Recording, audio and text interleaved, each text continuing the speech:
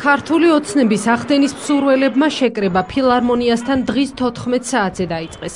დიდმა საკონცერტო დარბაზმა ახალი საზოგადოებრივი მოძრაობის პრეზენტაციას უმასპინძლა.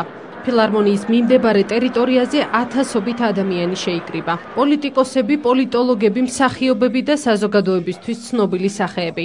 მათ თავი დღეს ამ დარბაზში მოიყარეს.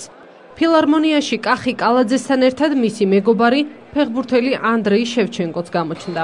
პრეზენტაცია ბერა ივანიშვილის კლიპით გაიხსნა და სიტყვით გამოსვლებით გაგრძელდა.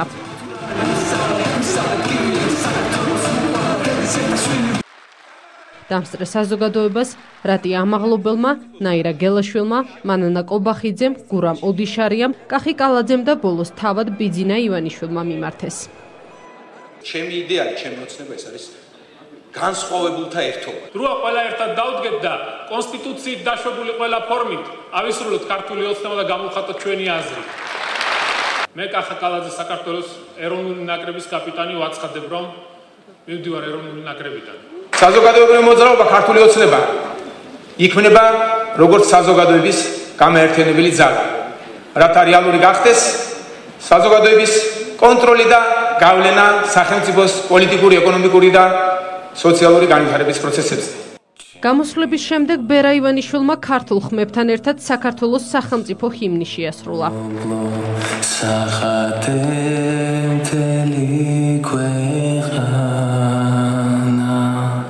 პრეზენტაცია მორიგი კლიპით დასრულდა.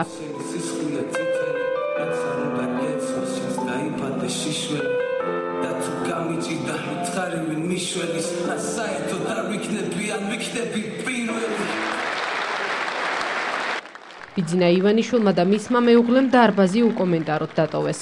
თუმცა პალიტრატივი მის ცნობილი სახეები ჩაწერა, რომლებიც დღეიდან ქართული ოცნების რიგებში ირიცხებიან.